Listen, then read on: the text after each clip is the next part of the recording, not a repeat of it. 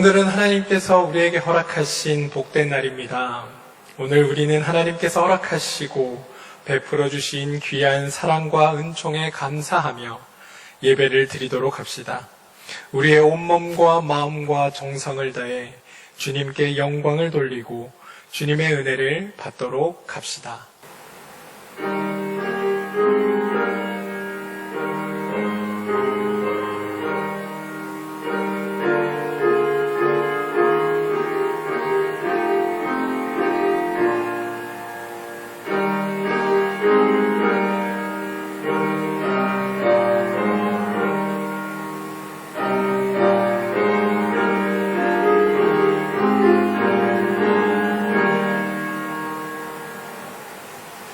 광야에서 외치는 소리가 있다.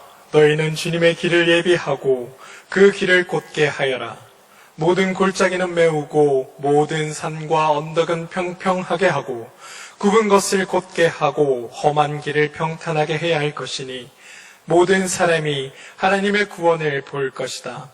은혜로우신 하나님, 이제 주님 앞에 나온 저희를 받아 주옵소서. 주 성령께서 오셔서 냉랭한 우리의 가슴을 뜨겁게 하시고 마음의 방황을 멈추게 하여 주옵소서. 그리하여 신실한 생각과 불붙은 열정으로 하나님을 예배하게 도와주시옵소서. 우리의 가슴을 열어 주님의 주시는 생기를 받게 하시고 하나님을 찬양하는 가운데 그리스도의 생명이 넘치게 하시며 말씀을 듣는 가운데 하늘의 능력을 받게 하옵소서. 예배의 주인 되시는 우리 주 예수님의 이름으로 기도합니다. 아멘.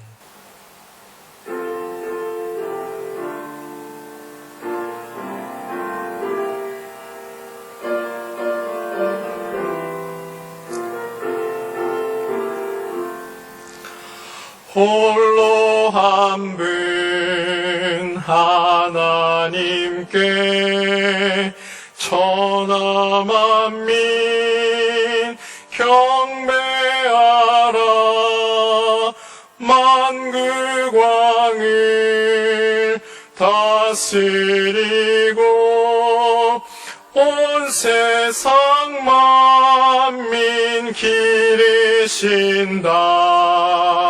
만국왕을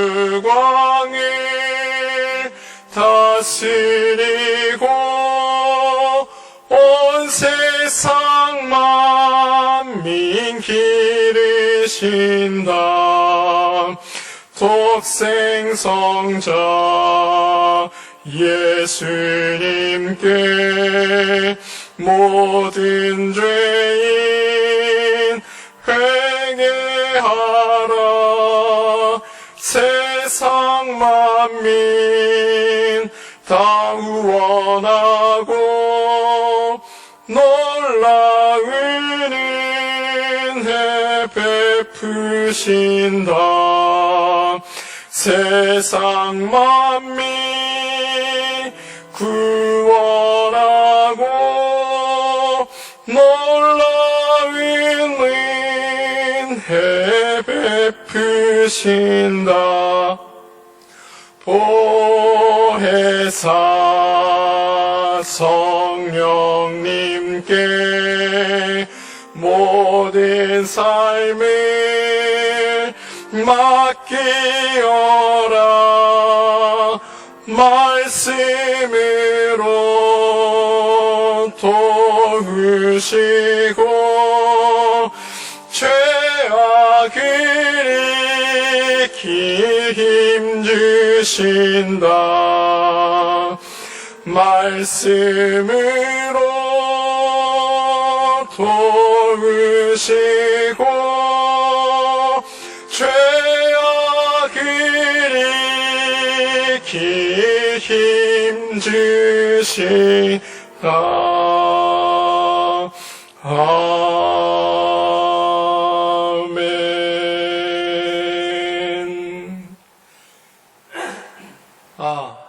이스라엘의 목자이신 주님, 요셉을 양떼처럼 인도하시는 주님, 귀를 기울여 주십시오.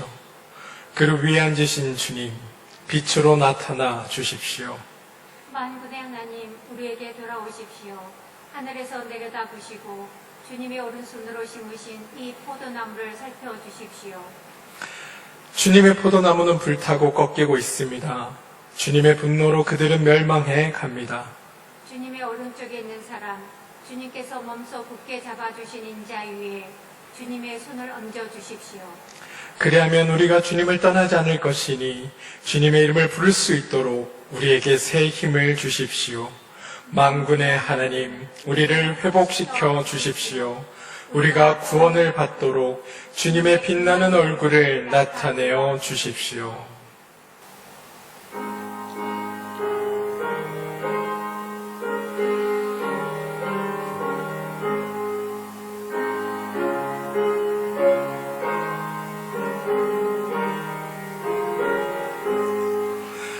이 죄인을 완전케 하시옵고 내 맘속에 영원히 거하소서.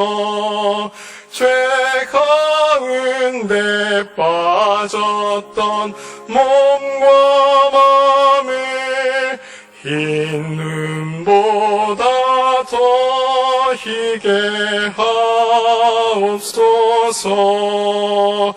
눈보다 더욱 희어지게 곧 씻어서 정결케 하옵소서. 저 보좌에 앉으신 주 예수여, 이 몸 주께 드리기 받으소서. 내 마음과 지식도 드리오니 흰 눈보다 더 희게 하옵소서. 눈보다 더욱 희어지게 곧 씻어서 정결케 하옵소서. 그 상하신 발 아래 엎드려서 날 깨끗게 하시기 원합니다. 날 정결케 하는 피 믿사오니 흰 눈보다 더 희게 하옵소서. 눈보다 더욱 희어지게 곧 씻어서 정결케 하옵소서.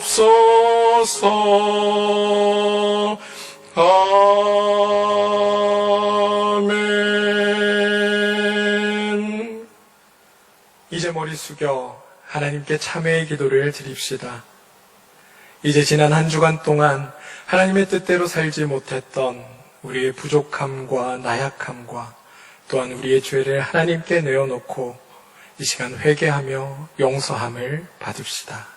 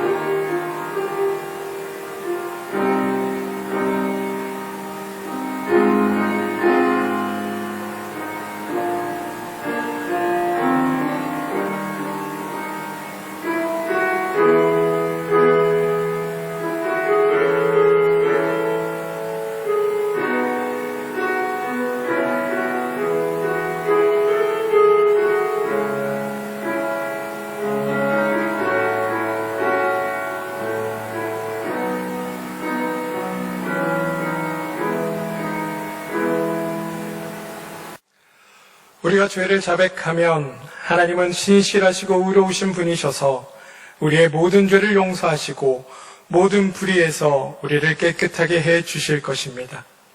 이제 그리스도께서 우리에게 주신 은혜의 말씀을 들으십시오. 여러분의 죄가 용서받았습니다. 아멘. 다 같이 사도신경으로 우리의 신앙을 고백하시겠습니다. 전능하사 천지를 만드신 하나님 아버지를 내가 믿사오며 그 외아들 우리 주 예수 그리스도를 믿사오니 이는 성령으로 잉태하사 동정녀 마리아에게 나시고 본디오 빌라도에게 고난을 받으사 십자가에 못 박혀 죽으시고 장사한 지 사흘 만에 죽은 자 가운데서 다시 살아나시며 하늘에 오르사 전능하신 하나님 우편에 앉아 계시다가 저리로서 산 자와 죽은 자를 심판하러 오시리라. 성령을 믿사오며 거룩한 공회와 성도가 서로 교통하는 것과 죄를 사하여 주시는 것과 몸이 다시 사는 것과 영원히 사는 것을 믿사옵나이다. 아멘. 성령 하나님, 지금 이 시간 하나님의 이름을 부르며 각자의 처소에서 주님의 임재를 사모하며 예배드리는 모든 이들 가운데 그리고 우리의 예배 가운데 주님 임재하여 주옵소서. 그리고 우리의 예배를 받아 주옵소서. 하나님, 이 나라 이 민족을 긍휼히 여겨주시길 간절히 기도합니다. 지금 이 나라는 코로나 바이러스의 확산으로 인해 우리 사회는 서로를 탓하고 있으며 경제는 자꾸만 어려워져 생계에 대한 막막함 속에서 살아가고 있습니다. 그리고 우리 자녀들은 학교 등교를 제한하고 어린이집은 휴원을 하고 있으며 마음껏 뛰놀 수 없고 마음껏 돌아다닐 수 없는 상황 속에 있습니다. 하나님, 우리는 무엇보다도 코로나라는 두려움 속에서 서로를 탓하며 확진자가 되면 마치 모든 책임이 있는 듯 죄인이 되고 또 죄인으로 낙인을 찍는 서로를 의심할 수밖에 없는 두려운 상황 가운데 있습니다. 하나님, 이 나라, 이 민족을 불쌍히 여겨 주옵소서. 이 나라, 이 민족을 불쌍히 여겨 주시어 하나님의 크신 은혜를 허락하여 주옵소서. 주님의 크신 은혜로 말미암아 서로를 의심하며 서로를 탓하는 우리들을 용서하여 주옵시고 지금 두려움에 떨고 있는 이 상황을 자신의 이익과 명예를 위해서 이용하려는 그 마음들을 무너뜨려 주옵소서. 긍휼의 하나님, 수해로 인한 피해를 입은 남원 지역의 모든 이들을 위해 기도합니다. 갑작스러운 재해로 인해 많은 피해를 입어 희망을 잃고 좌절하는 그들에게 주님이 긍휼을 베풀어 주시고 주님이 찾아가 위로하여 주셔서 복구의 모든 과정이 원활하게 이루어지게 하여 주옵시고 보상받는 모든 과정이 하나님의 은혜로 원활하게 이루어질 수 있도록 주님 은혜 베풀어 주옵소서. 은혜의 하나님, 주님의 몸된 교회를 위해 기도합니다. 주님의 전에 모이지 못하고 각 가정에서 예배를 드리는 참담한 상황 속에 있습니다. 그러나 하나님, 이곳에 임재하여 주셔서 주님의 몸된 교회를 이끌어 주옵소서. 이 세상에서, 이 지역에서 오직 예수 그리스도의 생명의 빛만을 나타내고 하나님의 선한 영향력을 나타내는 교회가 될 수 있도록 하나님 우리 교회를 이끌어 주옵소서. 또한 코로나로 인해 각 가정에서 예배를 드릴 수밖에 없으나 그럼에도 불구하고 예배를 드릴 수 있음에 감사하는 그 마음을 우리들에게 허락하여 주옵소서. 교회에 모이지 못함에 가슴 아파하는 애통하는 심령들을 주님이 찾아가 위로하여 주옵시고 주님의 손길로 어루만져 주옵소서. 주님, 코로나라는 이 상황이 우리들이 아무것도 할 수 없음을 다시금 깨닫게 해줍니다. 오직 전능하신 하나님만이 하실 수 있음을 다시금 깨달을 수 있는 기회를 허락하여 주심에 감사를 드립니다. 이 상황 속에서도 우리가 더욱 주님만을 의지하며 믿음 굳건히 나가는 신앙인들이 될 수 있도록 하나님 우리의 삶을 주님께서 이끌어 주옵소서.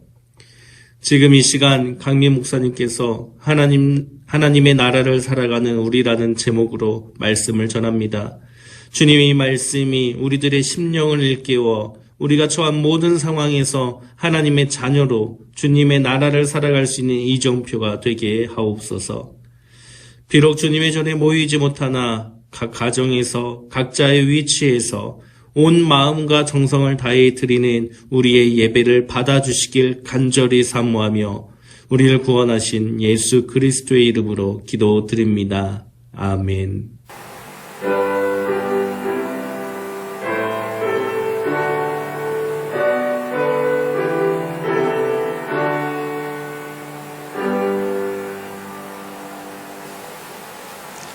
주님의 평화가 함께하기를 빕니다. 저희 당회에서는 남원에 다수의 8.15 광화문 집회 참석자들이 있고 또 심각한 코로나 확산으로 인해서 교인들과 교회를 보호하며 지역사회 방역을 위해 2주간 가정에서 예배드리고 기도할 것을 결의하였습니다. 더불어 2주간 동안 수요 예배와 새벽 예배도 모이지 않도록 하겠습니다. 좋은 회복이 이루어져서 9월 6일 우리 주일날 기쁨으로 만날 수 있게 되기를 소망합니다. 그에 따른 예배 안내를 먼저 드리겠습니다. 26일 수요 예배는 가정 예배로 드려집니다. 9월 7일까지, 그러니까 월요일부터 9월 7일까지 가정에서 새벽 예배가 드려집니다. 구역 예배는 별도의 공지가 있을 때까지 따로 드리지 않겠습니다. 구역장님들은 이 기간 동안 우리 구역 식구들의 삶과 형편들을 잘 살펴주시기를 부탁드립니다. 교우 소식이 있습니다. 우리 출산한 교우 있습니다. 조선옥 집사님 손자가 태어났습니다. 아기 이름은 박혜솔이라고 합니다. 함께 축하해 주시기를 부탁드립니다. 장효수 담임 목사님과 이정경 사모님의 그 손녀가 태어났습니다. 아기 이름은 장시온이라고 합니다. 여러분들 함께 축하해 주시기를 부탁드립니다. 봉헌을 위한 계좌 안내를 해드리겠습니다. 원래 이번 주 한 주 동안 수혜 이재민을 위한 특별 헌금을 저희가 받기로 결의하였는데요. 코로나19로 인하여 우리가 예배를 가정에 드림으로 인해서 수혜 이재민을 위한 피해 헌금은 온라인 그리고 교회로 직접 가져다 주시기를 부탁드리겠습니다. 뿐만 아니라 11조나 감사 헌금 그리고 기타 헌금하실 것들이 있으시다면 교회로 번거롭더라도 가져다 주시거나 아니면 주보에 나와 있는 온라인 계좌로 보내주시기를 부탁드리겠습니다. 제가 장애인을 위한 밑반찬 봉사가 오는 25일 화요일 오전 9시에 친교실에서 진행이 됩니다. 봉사하실 분들은 마스크 필히 참석하셔야 하고 오셔서 함께 이 선한 일에 동참해 주시기를 부탁드립니다. 지난 수요일에도 광고 드렸는데 남신도 전국 대회가 무기한 연기되었습니다. 코로나19로 인해서 무기한 연기되었는데 빨리 이 상황이 회복되고 함께 모여 또 남신도들의 신앙과 믿음의 회복을 위한 귀한 시간들이 마련되기를 주님의 이름으로 축원합니다. 캄보디아 선교를 위한 여름옷을 교회에서 수거하고 있습니다. 캄보디아에 계신 지고 선교사님에게 보낼 여름 옷들입니다. 집에서 안 입으시거나 아니면 이렇게 가지고 보관하시던 옷이 있으시다면 교회로 가져와 주시기를 부탁드립니다. 저희들이 잘 포장해서 잘 전달할 수 있도록 하겠습니다. 오늘 강단 것은 박태선 집사님, 임양금 권사님 가정에서 해주셨습니다. 감사합니다.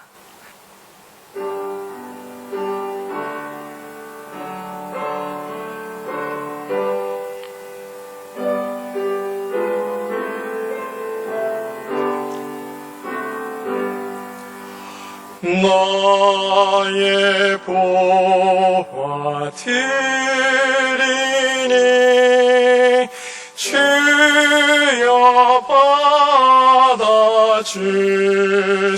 받아주셔서 하늘 하늘 나라 위하여 주 뜻대로 쓰소서.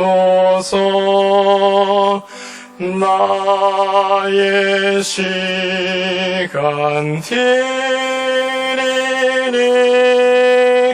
주여 받아주셔서 평생토록 주 위해 봉사하게 하소서. 아멘.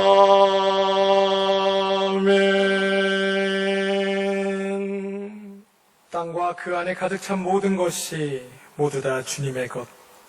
온 누리와 그 안에 살고 있는 모든 것도 주님의 것이다. 은혜가 풍성하신 하나님께서 우리에게 베풀어 주신 귀한 사랑과 은총 앞에 감사하며 우리의 정성을 주님 앞에 드립니다. 이 물질은 세상 모든 것의 주인은 하나님임을 고백하는 우리의 고백이며, 주님께서 주신 것을 믿음으로 다시 주님께 돌려드리는 우리의 믿음의 고백임을 주님 앞에 고백합니다. 주님, 우리의 믿음을 받으시고 하나님의 크신 사랑과 위로를 우리 가운데 허락하여 주시옵소서. 바라기는 믿음으로 드린 주일 헌금과 11조, 감사 헌금, 선교 헌금, 구역 헌금, 생일 헌금 등을 주님께서 받아주시고 세상 모든 것의 주인께서 이 모든 헌금을 가장 필요로 하는 곳에 사용될 수 있도록 우리 공동체 가운데 지혜를 베풀어 주시옵소서. 또한 우리가 물질을 하나님으로 착각하며 살지 않도록 하나님의 귀한 일 가운데 이 귀한 헌금이 쓰임받게 도와주시옵소서. 매 순간 주님이 주일임을 깨달아 알게 하시고 몸된 교회와 세상을 위해 우리 모두가 쓰임받게 도와주시옵소서. 특별히 이번 주는 수혜 이재민을 위한 특별 헌금을 하나님 앞에 드립니다. 하나님, 이 물질이 쓰이는 그곳에서 하늘의 신령한 위로가 그곳 가운데 나타날 수 있도록 주님 은혜 베풀어 주시옵소서. 주님 앞에 봉헌할 수 있는 은총과 믿음 주심을 감사드리며 이 모든 말씀 예수 그리스도 이름으로 기도합니다. 아멘. 하나님 말씀을 봉독합니다. 우리에게 주신 하나님의 말씀은 빌립보서 2장 12절에서 18절과 마태복음 5장 13절에서 16절입니다. 서신서 말씀 빌립보서 2장 12절에서 18절입니다. 그러므로 나의 사랑하는 자들아, 너희가 나 있을 때뿐 아니라 더욱 지금 나 없을 때에도 항상 복종하여 두렵고 떨림으로 너희 구원을 이루라. 너희 안에서 행하시는 이는 하나님이시니 자기의 기쁘신 뜻을 위하여 너희에게 소원을 두고 행하게 하시나니 모든 일을 원망과 시비가 없이 하라.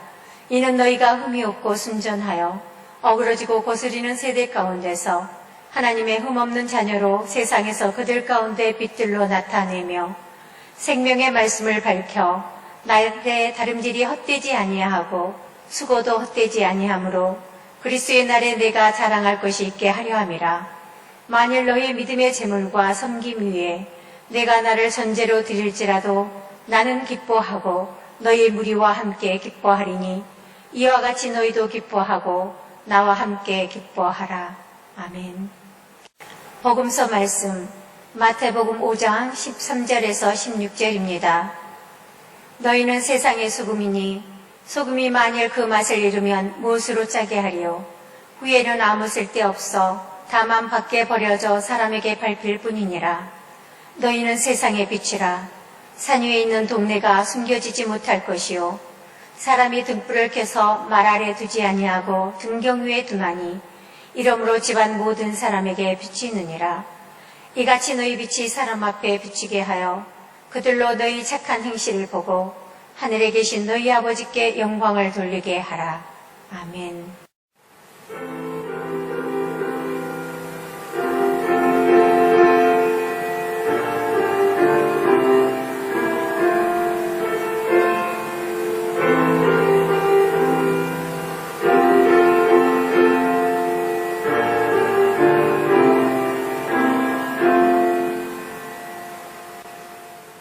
하나님의 크신 은혜와 축복이 여러분들과 함께 하기를 소망합니다. 반갑습니다. 우리 옆에 아마 사랑하는 가족들 아니면 혼자 뭐 이렇게 계시긴 하겠지만 우리 성도들이 함께 있다 생각하고 인사 나누겠습니다. 샬롬, 반갑습니다. 네, 반갑습니다. 네, 환영합니다. 만나서 반갑습니다. 네.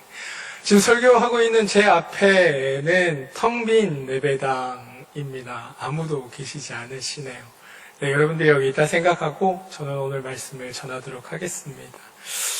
함께 얼굴 보며 함께 예배드려야 될 이 예배를 다시 한번 온라인으로 우리가 영상으로 예배드리게 되어 대단히 죄송하다는 말씀을 먼저 드리게 됩니다.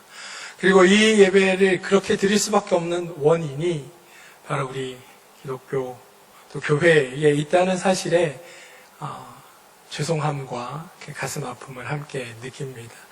부디 한 2주 동안 여러분들의 삶을 잘 또 정리하시고 안전을 위해 노력하셔서 이 코로나로 인해서 더 이상 고통받는 사람이 없으시기를 진심으로 축원합니다.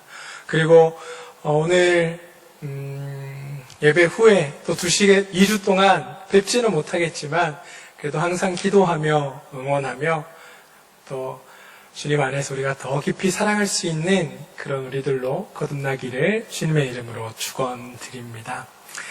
오늘 우리는 하나님의 말씀을 나누어 읽었습니다.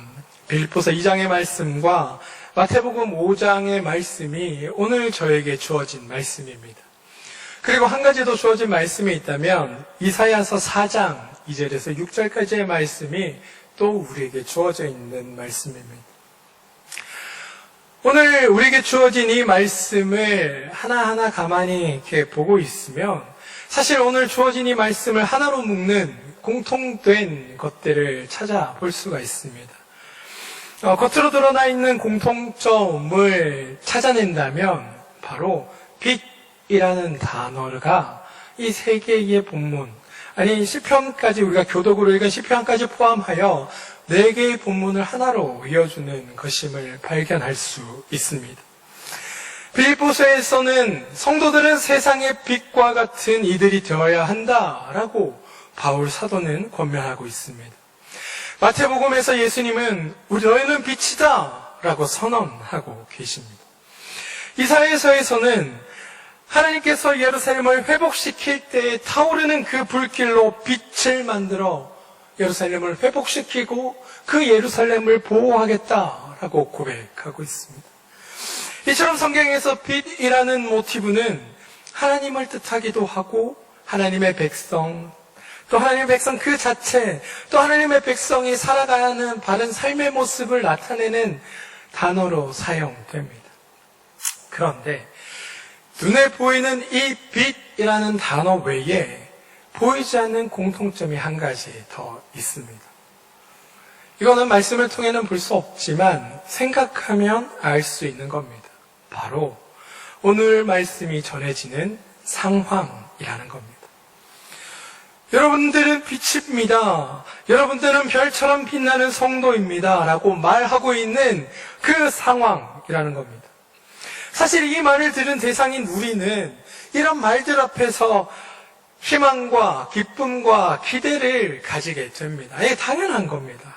자연스럽게 선포되는 그 말을 통해서 우리 앞에 놓여있는 앞으로의 상황들이 좋아질 것이며 우리 앞에 좋은 일들이 생길 거라고 우리는 기대하고 상상하게 됩니다. 빛이 의미하는 게 그런 것들 아닙니까?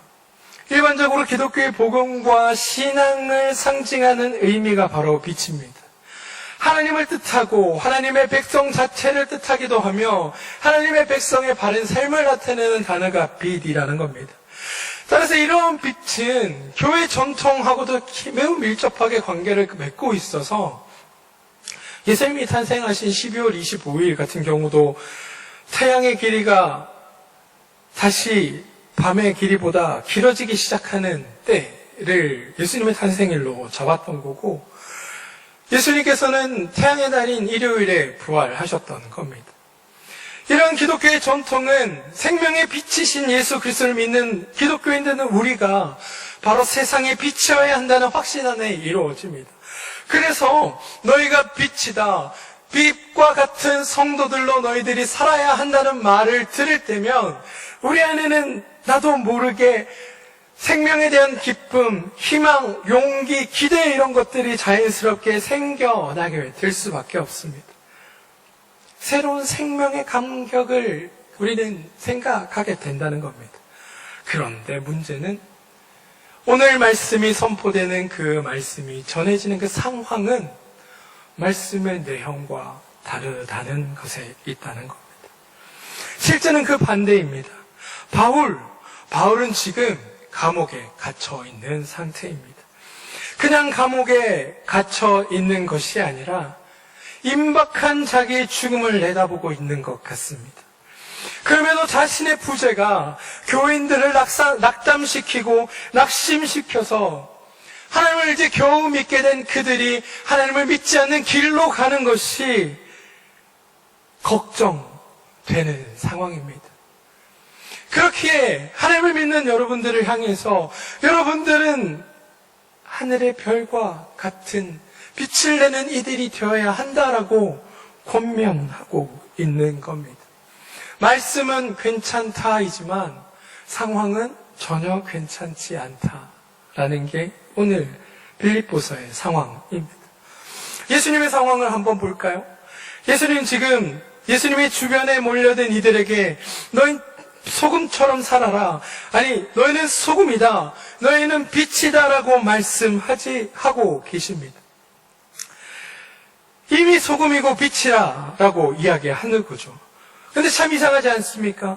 이 말씀을 듣는 사람들은 모두 다 사실은 사는 게 너무 힘들어서 또는 세상을 등지고 예수님을 따라 산 위까지 온 사람들이 대부분입니다. 세상을 살맛나게 하거나 부패를 막는 소금과 같은 그러한 개혁은 고사하고 실상은 마음이 다 문드러져 있고 다 부서진 사람들이라는 겁니다. 사람들로부터 죄인 취급받고 함께 못할 이들이라 취급받고 온몸의 병과 병마와 아픔에 시달리면서 예수 만나면 예수 통해서 내 병이 내 삶이 조금이라도 나아질까 그거 기대하며 하나님 앞에 나온 이들이 대부분이라는 겁니다. 뭐 거창한 비전이나 뭔가 해내겠다는 막 강렬한 욕망을 품고 하나님 앞에 나와 있는 것이 아니라 그냥 지금 나의 필요, 나의 어려움을 해결하기 위한 방편으로 예수를 선택하고 예수님과 함께 있는 겁니다. 그럼 그들에게 예수님은 너희는 소금이다, 너희는 빛이다 라고 선언하고 있습니다. 이 말을 들은 사람들은 의아할 수밖에 없지 않았겠습니까? 사실 그들의 입장에서는 그들의 삶에서 바뀐 거라곤 예수님과 함께 예수님 앞에 나와 있다는 것밖에 그들의 삶에서 달라진 게 없기 때문에 그렇습니다. 여기도 사실은 따지고 보면 말씀은 괜찮다이지만 상황은 전혀 괜찮지 않다입니다. 오늘 우리가 읽지는 않았지만 이사야 4장 이 놓여있는 이 4장의 상황도 마찬가지입니다. 조금 어려운 얘기를 제가 조금 하겠습니다. 제 설교가 지금부터 좀 어려우시다 싶으시면 바로 가기 버튼 한 번만 앞으로 한 번만 누르시면 10초 뒤에 점프하거든요. 그러니까 이렇게 잘 이렇게 가려 들으셔도 괜찮습니다. 어려운 얘기를 조금 드리면 이사야서의 시기와 문학적인 주제와 문체 이런 것들에 따라서 이사야서는 세 권으로 나누어 얘기합니다. 오늘 이사야서가 속해 있는 이사야 4장은 제1 이사야가 속해 있는 본문입니다. 이 이사야의 말씀이 선포되는 시점에서 이스라엘의 상황 역시 사실은 좋지는 않습니다. 솔로몬 왕이 죽은 이후에 이스라엘은 둘로 갈라집니다. 여러분들 다 아시다시피 북이스라엘과 남유다로 갈라지게 됩니다. 북왕국 이스라엘과 남유다로 갈라지게 된 그 상황에서 이 이스라엘을 포함하고 있는 고대 근동, 이 중동 지역의 패권자는 아시리아라는 제국이었습니다. 이 아시리아는 정복 전쟁을 벌이면서 본인들이 정복한 지역마다 자신들이 섬기던 국가의 신을 최고의 신으로 섬기게 했습니다. 그리고 적극적이고 강제적인 이주 정책을 펼쳐서 그 자기들이 점령한 나라의 지도자들이나 또 거기서 중요한 역할을 했던 이들을 자기의 제국 근처에 옮겨놓고 살게 합니다. 뿐만이 아니라 그 자리에 다른 민족이나 다른 사람들을 집어넣어 섞여 살게 하는 일들을 하였습니다. 이 아시리아에 맞서서 지금의 시리아가 이 당시 아람 왕국과 북왕국 이스라엘, 에브람 왕국이 힘을 합치게 됩니다. 뿐만이 아니라 팔레스타인 지역에 있던 작은 왕국들이 모여서 반아시리아 연합을 형성하는 겁니다. 그냥 가만히 있다가는 이렇게 아수르 제국이 그냥 아시리아 제국에 바로 이렇게 져가지고 편입돼서 거기에 노예 생활하거나 뭐 이렇게 잡혀갈 것 같았거든요. 마지막에 발버둥 한번 쳐보자. 이렇게 우리가 한번 막아내면 괜찮지 않을까? 뭐 이런 생각들을 한 것 같습니다.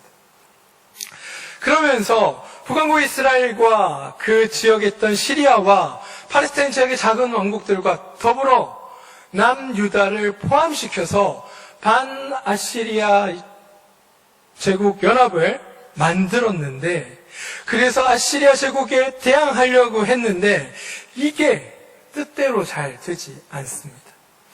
그 당시 남유다의 왕은 아하스라는 왕입니다. 아하스는 반아시리아 그 연합에 동참하는 것이 아니라 힘이 센 아시리아 제국에 붙어버립니다. 그로 인해서 시리아 왕 르신과 북왕국 이스라엘 왕 베가가 연합군을 형성해서 남왕국 예루살렘으로 쳐들어옵니다. 이들은 아하스를 폐위시키고 자기들이 믿을 만한 사람으로 새 왕을 세우고자 했습니다. 남왕국은 사면초가의 상황에 놓여 있게 됩니다. 아하스의 마음과 백성들의 마음은 사실은 어둠의 공포에 사로잡혀 있습니다. 바람에 흔들리는 숲을처럼 이렇게 막 흔들리기 시작한 겁니다. 이때 하나님께서 이사야를 통해 아하스에게 말씀을 전하게 하셨습니다.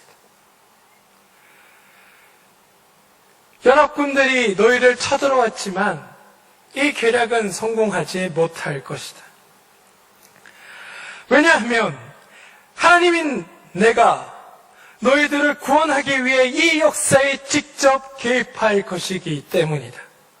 그러면서 이제 나오는 이야기가 우리가 모두 다 잘 아는 처녀가 잉태하여 아들을 낳을 징조를 내가 몸소 보여주겠다.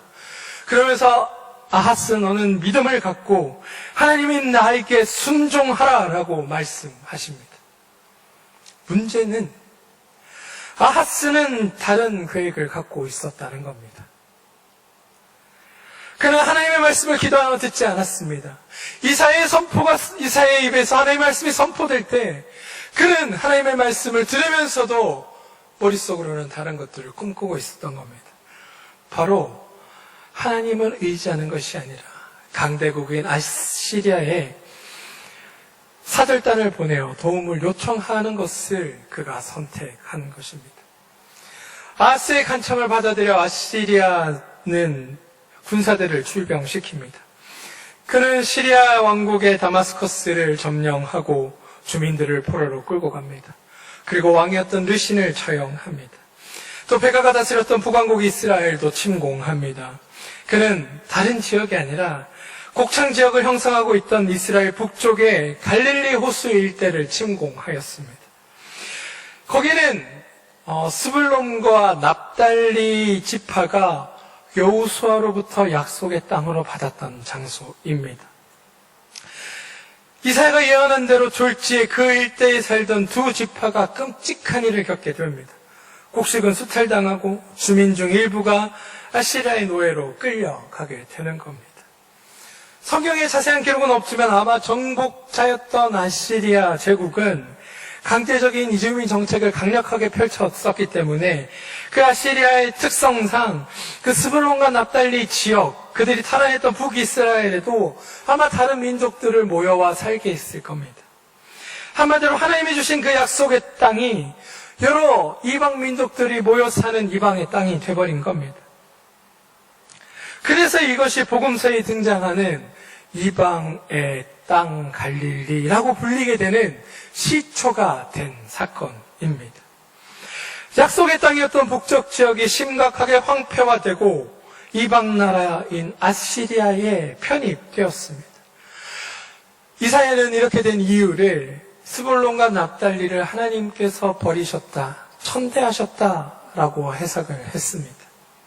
물론 아하스 왕이 하나님을 의지하지 않고 아시리아라는 제국을 더 믿었다는 것 또한 포함해서 말입니다. 그들이 하나님께 천대를 받은 이유는 우상 숭배입니다. 아까도 말씀하신 그 지역은 굉장한 곡창 지역입니다. 그렇기 때문에 거기는 이미 그 곡창 지역 안에 그들이 섬기던 그들만의 신들이 있었습니다. 옛날 사람들은 자연현상을 신이라고, 신들이 주관한다고 믿지 않았습니까? 그래서 특히나 농사가 잘 되도록 신에게 빌 필요가 있었고, 농사가 잘 되는 지역은 다양한 신들이 존재하는 지역으로 지금도 이렇게 보고되고 있습니다. 기후의 신이었던 바알의 아내이자 풍요와 전쟁의 여신이었던 아세라, 곡물의 신이었던 다곤, 다산과 전쟁의 여신이었던 아스토렛, 이런 신들을 그들은 만들어내고 믿었다는 겁니다. 그래서 곡창지대에 정착한 스불론과 납달리는 하나님이 혐오하시는 그 가나안 우상 숭배의 영향을 일찍이부터 받을 수밖에 없었습니다. 훗날 바빌론 포로에서 돌아와서 귀양민들에게 멸시와 냉대를 당한 사마리아 사람들 시작도 사실은 아시리아가 북왕국 이스라엘을 완전히 멸망시키고 그 땅에 강제적인 이주민 정책을 펼친 결과입니다. 구약시대에 그 두 지파가 살던 풍요로운 그 땅은 이제는 이방인들이 들어와 사는 이방인의 갈릴리 땅으로 불리기 시작합니다. 그리고 오늘 예수님은 바로 그곳에서 하나님 나라의 새로운 복음과 하나님 나라를 살아갈 하나님의 백성들이 어떠한 삶으로 살아야 할지를 오늘 선포하고 있다는 사실을 우리는 주목하여 봐야 합니다. 아무튼 이사야 사장이 선포되던, 이사야가 말씀을 선포하던 그 시기도 사실은 남왕국 유다, 이스라엘에 큰 위협이 놓여있는 시기였다는 겁니다. 말씀은 좋지만 상황은 그렇지 않다입니다.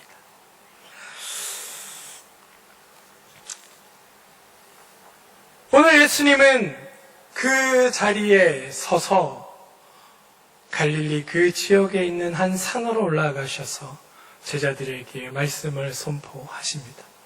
오늘 우리가 마태복음 5장 13절부터 말씀을 읽었지만 사실은 1절부터 11절, 12절까지는 팔복, 산상수훈이라고 해서 예수님께서 새로운 하나님의 나라가 어떠한 곳인지를 선포하는 말씀이 담겨 있었습니다.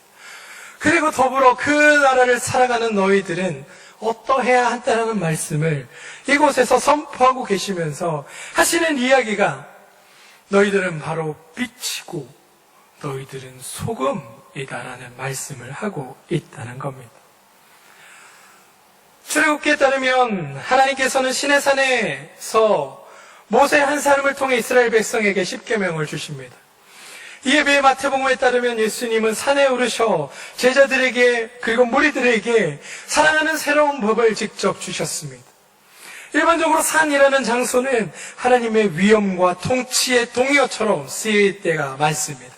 하나님의 임재를 경험하는 거룩한 계시의 장소가 바로 산이라는 겁니다.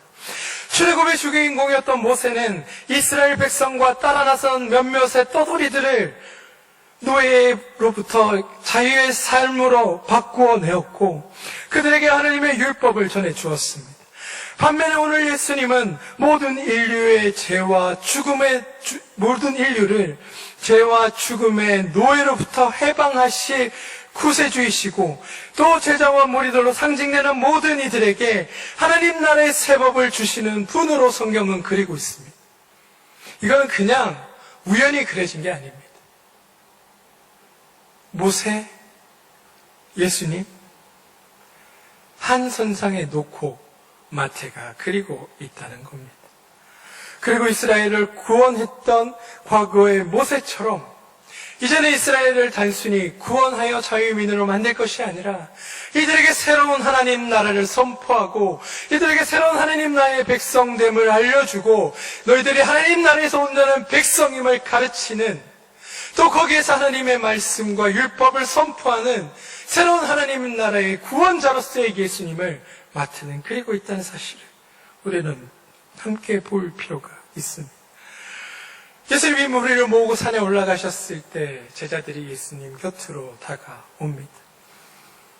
예수님은 이미 하나님 나라에 속한 그의 백성들이 살아가야 할 책무에 대해서는 어떤 사람들이 하나님 나라를 살아갈 건지에 대해서는 이미 앞서 다 말씀하셨고 그런 너희들이 하나님 나라에서 어떻게 살아야 되는지를 오늘 말씀에서 이야기해 주고 있다는 겁니다.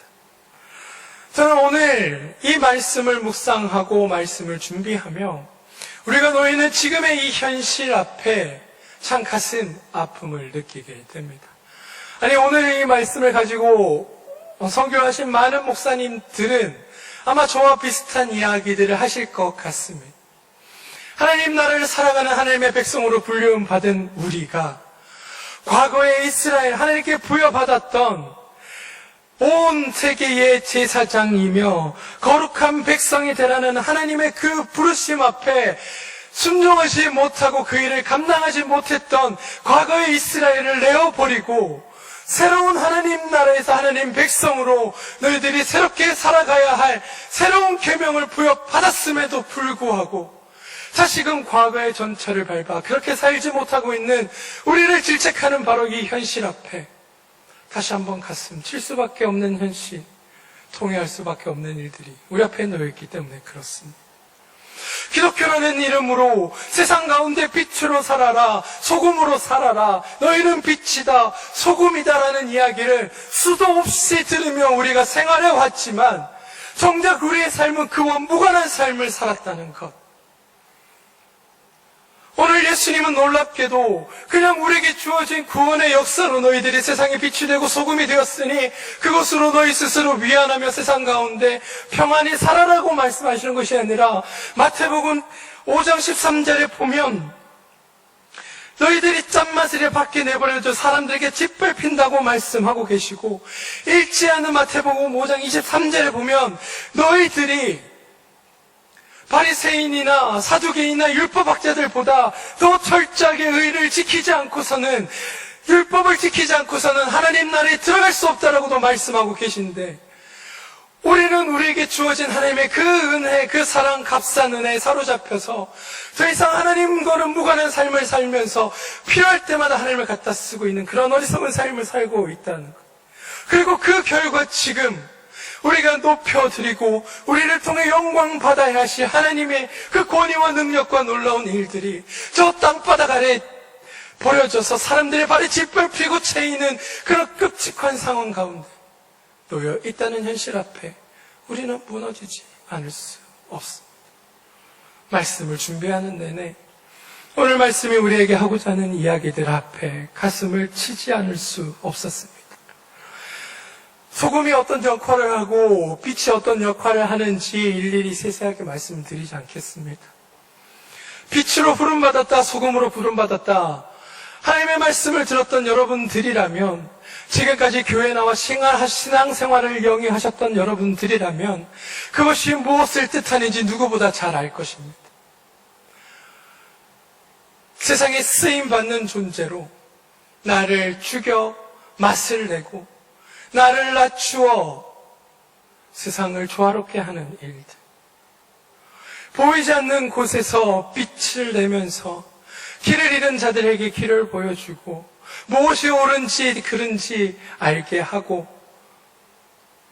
숨겨진 것들을 찾아내는 일들을 하는 자들이 바로 빛됨의 역할 아니겠습니까? 우리는 그 일 가운데 하나님 앞에 부름받았는데 돌아보니 우리의 삶은 그것들과는 무관한 삶을 살고 있었고 누군가 소금이 되어주기만을 누구가 빛이 되기만을 바라고 있었던 것은 아닌지 생각하게 됩니다. 오늘 말씀이 선포되었던 그 모든 상황에서 상황은 다 나쁨이었습니다. 상황은 다 나쁨이었습니다. 지금 우리 앞에 놓여 있는 상황은 정말 나쁨입니다. 나쁨입니다. 이 나쁜 상황에서 우리가 무엇을 해야 할까요? 이 나쁜 상황에서 우리를 욕하고 지적하고 손가락질하는 이들에게 너희들이 잘못됐다고 함께 삿대질하며 욕해야 할까요? 우리를 잘못되다가 욕하는 이들에게 함께 목소리 높여 언성 높여 욕하면 그것으로 충분할까요? 그렇지 않습니다. 전혀 그렇지 않습니다. 이로 인한 어려운 상황 앞에 우리가 해야 될 것은 다시 한번 예수 그리스도의 말씀 앞에 무릎 꿇는 일입니다. 뭐냐 하면 너희가 소금이다. 너희가 빛이다라고 말씀하시는 그 말씀입니다. 오늘 우리에게 선포되는 이 말씀 앞에 우리가 무릎 꿇는 일입니다. 소금으로 빛으로 어떻게 하면 세상을 살아갈 수 있을지를 다시 한번 고민하는 것이 그리고 그 말씀 앞에서 내가 그렇게 살지 못했음을 회개하고 하나님 앞에 다시금 나아가는 것이 우리가 해야 할 일이라는 겁니다. 어쩌면 오늘도 많은 교회에서 우리를 욕하는 이들을 향해 삿대질하고 있는 교회들이 있을지도 모르겠습니다. 우리는 잘하고 있는데 왜 우리에게 뭐라고 하냐고 손가락질하는 이들이 세상을 향해 함께 목소리 높이는 이들이 계신지도 모르겠습니다. 그런데 적어도 함께 우리 예배 드리는 우리들은 그러지 않았으면 합니다. 소금이고 빛이라는 하나님의 그 말씀 앞에 겸허히 무릎 꿇기를 소망합니다. 여러분은 소금입니다. 여러분은 세상에 나아가서 세상을 맛깔나게 만들어내는 역할을 감당하셔야 될 분들입니다. 여러분 있는 그곳은 살맛 나는 세상이 되어야 합니다. 여러분들이 하시는 그 직장에서, 여러분들이 하시는 그 일터에서, 여러분이 하시는 그 모든 사람들과의 관계에서, 이 교회에서 뿐만이 아니라 세상에서 여러분들이 서 계시는 그 자리에서 소금으로서의 역할을 감당하는 것. 나 소금이야 라고 나 스스로를 너무 드러내면 오히려 맛을 해치지 않습니까? 나를 낮추고 상대방을 높이고 나를 숙여서 이 모든 곳들이 조화롭게 만들어내고 아름답게 만들어내고 살맛 나는 세상으로 만들어가는 역할 가운데 우리는 불리움 받았다는 것을 기억해야 합니다. 우리 때문에 손가락질 받는 것이 아니라 우리 때문에 사람들이 살맛 나네라는 이야기를 할 수 있어야 된다는 겁니다. 빛 또한 마찬가지입니다. 내가 서 있는 그 자리에서 내가 낼 수 있는 빛은 비록 희미하고 잘 보이지 않을지라도 누군가 어둠에서 길을 잃은 자들이 그 어두운 길가에 주저앉아 있을 때 저 멀리 보이는 희미한 빛을 보고 그 빛을 향해 조심스럽게 한 걸음 내디딜 수 있는 사람들이 되어가는 것. 누군가 세상을 향해 이 세상은 어둠이고 아무것도 보이지 않는다고 말할 때 오늘 이사야서가 선포되던 그 말씀 앞에서 이스라엘이 무너질 것 같은 그 상황 앞에서 하나님께서 나타나서 내가 너희를 구원하겠다고 말씀하셨던 그 말씀처럼 세상에 보이지 않는 이들 앞에 우리가 조그마한 빛이 되어 그들이 걸어갈 수 있는, 나를 보고 걸어갈 수 있는 그 빛으로서의 역할을 감당하는 것, 그게 우리 성도에게 주어진 역할이라는 것을 우리는 기억해야 한다는 겁니다. 사랑하는 성도 여러분, 제가 핏대를 높이고 화를 내는 것처럼 보여 죄송합니다. 화내는 거 아닙니다. 네, 이게 뭐라 하는 것도 아닙니다. 이 말씀을 준비하며 가슴이 좀 아팠습니다. 그리스도인들이 세상의 본이 되어야 하는데 세상 사람들에게 욕을 먹고 손가락질 당하는 이 현실. 아니, 나는 욕을 먹고 손가락질 당해도 되는데 나의 하나님이, 나의 예수 그리스도가 사람들로 하여금 욕을 먹고 손가락질 당하는 이 현실 앞에 가슴이 아프지 않을 수 없었습니다. 오늘 본문이, 오늘 마태복음의 예수님께서 너희는 빛이다 소금이다 라고 말씀하실 때 아마 그 말씀을 듣던 사람들은 다양한 여러 가지를 떠올렸겠지만 성전에서 드리는 제사를 아마 떠올렸을 거라 생각합니다. 성전에서 드리는 제사는 보통 한 5가지 정도로 구분할 수 있는데 그 가운데 소제라는 제사가 있습니다. 땅의 소산물인 곡식을 가져와서 하나님 앞에 드리는 것이 소제입니다. 그런데 그 제사 방법을 보면 곡물을 그대로 단 위에 올려놓는 게 아니라 껍질을 까고 그 형태를 알 수 없을 만큼 이렇게 곱게 빻아서 그 가루를 제단 위에 이렇게 펴놓습니다. 하나님 앞에 말씀을, 예수님 앞에 너희는 빛이다 소금이다라는, 소금이다 빛이다라는 말씀을 듣던 이스라엘 백성들은 아마 그 하나님 앞에 드렸던 소제가 떠오르지 않았을까요? 우리 한 주일 동안 살아가면서 아마 어떤 분들은 감사의 열매를 맺은 분들도 있을 것이고 어떤 분들은 애통하고 분한 마음으로 한 주간 살았던 분도 있을 것이고 어떤 분들은 헤아릴 수 없는 가슴 아픈 그 슬픔으로 한 주를 살으셨던 분도 있을 겁니다. 이 모든 삶의 열매들을 하나님 앞에 내려와 제단에 내려놓고 그것으로 하나님 앞에 드리는 것이 바로 소제라는 겁니다. 오늘 예수님 주변에 몰려있던 이들은 그들의 삶에 있는 모든 어려움들과 고난과 고통과 핍박과 소외와 상처들을 예수님의 말씀을 듣는 순간 제단에 올려놓아야 되겠다라고 생각했을지도 모르겠습니다. 그리고 그냥 올려놓는 것이 아니라 곱게 하나님 앞에 펼쳐 놓는 것. 다른 한편으로 생각해 보면 이렇게 곱게 빻았다는 것이 그냥 가루처럼 부서지고 무너진 내 마음을 상징하는 것 같기도 합니다. 그대로. 근데 그것을 어떻게 하지 않고 그냥 그대로 하나님 앞에 드리던 그 모습. 근데 제가 이 소금을 여기다 이유하는 이유는 소제에는 반드시 소금을 치라라고 성경이 율법이 규정하고 있기 때문입니다. 레위기 2장 13절의 말씀을 보면 내 모든 소제물에 소금을 치라. 내 하나님의 언약의 소금을 내 소제에서 빼지 못할지니 내 모든 예물에 소금을 드리라 라고 말씀하고 있습니다. 소제를 놓고 그 위에 소금을 뿌리는 겁니다.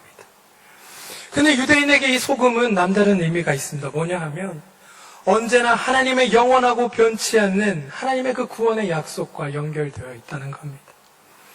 소금은 녹아도 맛이 변하지 않고 시간이 지나도 그 맛을 잃어버리지 않습니다. 그래서 구약에서 소금은 하나님의 변치 않는 말씀이라는 의미를 가지고 있습니다.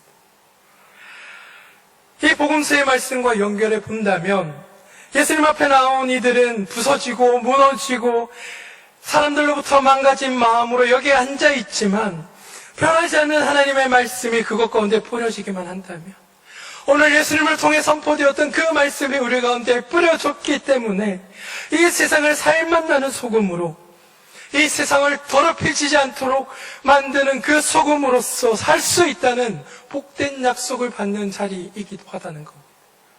지금 이 말씀을 듣는 여러분들, 지금 이 자리가 바로 여러분들이 세상 가운데 다시금 소금으로 살아갈 수 있는 새로운 용기와 희망을 하나님께서 주시는 그 자리라고 하는 것을 여러분이 기억할 필요가 있다는 겁니다. 사랑하는 성도 여러분, 말씀을 정리하겠습니다. 우리는 하나님의 자녀로 이 땅 가운데 불리움 받았고 과거 이스라엘이라고 불리던 이들이 살았던 것과 다르게 새로운 하나님의 나라의 백성으로 예수님을 통해 부름받은 존재들입니다. 그런 우리가 해야 할 것은 하나님의 나라의 백성의 주인으로 살아가는 것이고, 그 모습은 소금과 빛의 역할을 감당하는 것으로 우리의 선한 행실을 드러내므로 우리를 통해 하나님을 알아가는 이들이 많아지게 하는 것이 우리의 역할이라는 것을 기억해야 합니다. 우리로 인하여 하나님이 손가락질 받거나 우리로 인하여 하나님의 권위가 땅바닥에 떨어지는 일은 없어야 하지 않겠습니까? 오늘 그 일에 불륜받은 여러분들, 한 주 동안 어떻게 사셨는지 모르지만 상하고 망가진 그 마음으로 사셨다 하더라도 그 마음 그대로 이 시간 주님 앞에 내려놓으시기 바랍니다. 하나님은 그런 여러분들의 마음을 받으시고 그 마음 가운데 다시 살아갈 용기와 힘을 베푸시는 분입니다. 앞서도 말씀드렸다시피 오늘 말씀들이 선포되는 그 상황들은 매우 나쁜 상황들입니다. 매우 어렵고 힘든 상황들입니다. 그 상황에서 세상의 빛을 하나님은 말씀하고 계십니다. 새로운 희망과 생명을 우리에게 허락하고 있다는 사실입니다. 여러분, 비록 우리 교회의 앞날이 험담하다 할지라도, 아니 교회 앞날까지 너무 멀으니까 내 삶의 자리가 더 나아 보이지 않고 힘들고 괴롭다 할지라도 여러분 이 시간 하나님 앞에 새로운 용기를 내시기 바랍니다. 여러분들은 이미 소금으로 빛으로 불리움 받은 자들이기 때문에 그렇습니다. 내가 주어진 나의 삶의 자리에서 희미한 나의 빛을 내기 위해 맛을 조화롭게 하기 위해 우리 노력하며 살아갑시다. 세상이 우리를 향한 손가락질 앞에 겸허히 고개 숙이고 그 일에 더 이상 대응하기보다 그냥 나에게 주어져 있는 이 빛과 소금의 일들을 온전히 감당합시다. 그러면 우리의 하나님께서 우리의 이 절망 같은 상황 가운데서도 새로운 빛과 희망을 보여주실 것입니다. 그것을 믿고 한 주일 동안 또 용기 내어 살아간 여러분들 되시기를 주님의 이름으로 축원드리겠습니다. 기도하겠습니다. 사랑과 내 사랑과 내 아버지 하나님 감사합니다. 우리가 지난 일주일 동안 어떤 일들을 겪고 어떤 일들을 당했는지 또 어떤 마음으로 오늘 이 예배 자리에 섰는지 우리는 잘 모릅니다.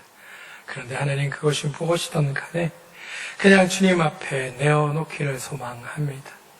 그리고 그 모든 일들 앞에 우리가 일일이 다 대응하며 하기보다 우리에게 주어진 이 역할 가운데 겸허히 이 역할을 받아들이기를 소망합니다. 그래야 나의 삶의 자리에서 내가 지금껏 소금으로 살았는지 빛의 역할을 잘 감당하며 살아왔는지 나의 삶을 돌아보게 주님 도와주시고 내가 다시금 주어진 또 한 주일의 삶 가운데 이 일들을 온전히 감당하겠다고 결단할 수 있도록 주님 은혜와 은총을 허락하여 주시옵소서. 나로 인하여 하나님께서 영광 받게 되는 일들이 내 삶에서 나타나는 일들을 위해 우리 모두가 한 마음이 되게 도와주시고 한 마음으로 이 일들을 온전히 감당할 수 있게 하나님 은혜를 베풀어 주시옵소서. 우리에게 주어진 삶의 자리에서 하나님 주어진 이 역할들을 묵묵히 감당할 수 있는 용기도 허락하여 주시고 우리가 주님 앞에 나왔던 이 마음 위에 하나님 위로함을 주셔서 우리가 새롭게 하나 되어 주님 앞에 나아가는 복된 시간들 되도록 은혜를 더하여 주시옵소서. 예수님 이름으로 기도합니다. 아멘. 이 말씀 따라 사는 동안 지치지 않게 하시고 이 말씀 따라 사는 동안 주님 나라 이루소서.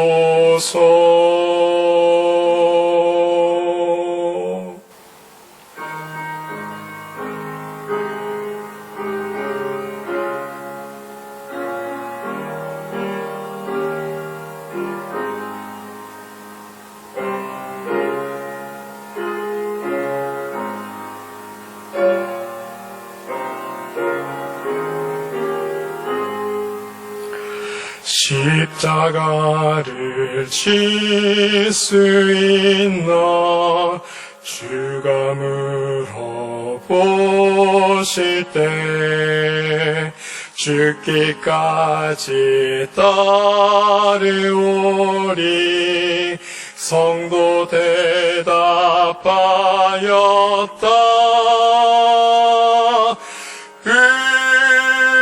우리의 심령 주의 것이니 주님의 형상 만드소서. 주인도 따라 살아갈 동안 사랑과 충성 늘 바치오리다. 너는 기억하고 있나 구원받은 성도를 그가 회개하였을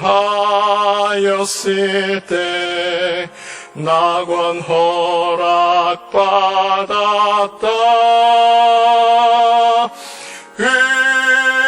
우리의 심령 주의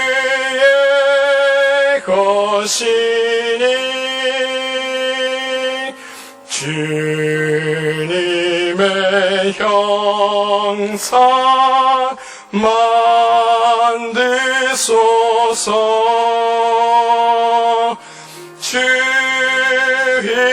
주인도 따라 살아갈 동안 사랑과 충성 늘 바치오리다. 걱정 근심 모든 그늘 너를 둘러 덮을 때 주께 내 영 맡기겠나 최후 승리 믿으며 우리의 심령 주의 것이니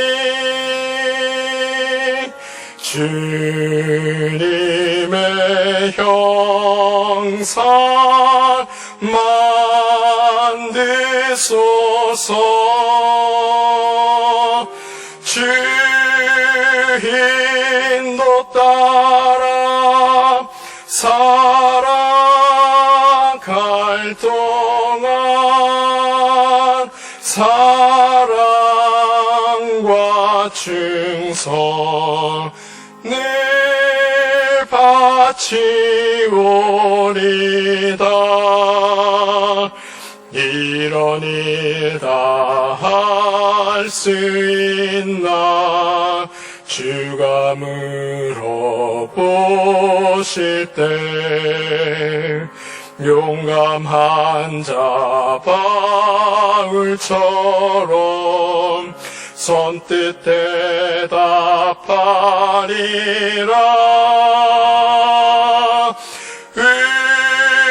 우리의 심령 주의 것이니 주님의 형상 만드소서.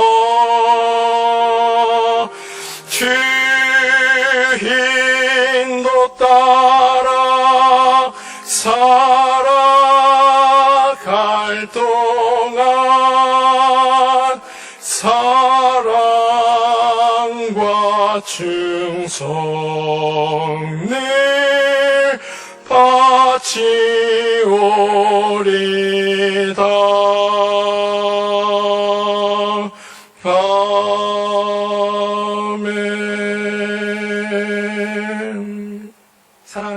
여러분, 우리에게는 희망이 있습니다. 우리 하나님, 바로 생명의 하나님이 우리에게 계시기 때문입니다. 성령께서 온 세상의 생기를 불어넣고 우리를 참되고 복된 길로 인도해 주실 것입니다. 그러므로 여러분은 두려워하지 말고 담대히 세상을 복되게 살아내시기를 바랍니다. 여러분이 주어진 그 삶의 자리에서 소금으로, 빛으로 살아내시기를 바랍니다. 하나님께서 성령께서 우리에게 권능을 부어주셔서 우리로 하여금 세상을 이기게 하실 것입니다. 주님이 여러분들과 함께 하십니다. 지금은 우리를 사랑하시되 자기 목숨을 내어주시기까지 사랑하셨던 예수 그리스도의 그 큰 사랑하심과 말씀 하나로 세상을 창조하신 창조주 하나님의 그 크신 능력과 성령의 감화 감동 역사케 하시는 은총이 하나님의 그 부르심 앞에 아멘으로 순종하며 주님과 더불어 주님의 마음을 헤아리며 살고 이 세상에서 우리에게 부여된 임무인 소금과 빛으로의 삶을 온전히 살겠다고 결단하고 다짐하는 남원 제1교회 모든 성도들과 그 권속들 머리머리 위에 지금부터 영원토록 함께 하시옵기를 간절히 축원하옵나이다. 아멘.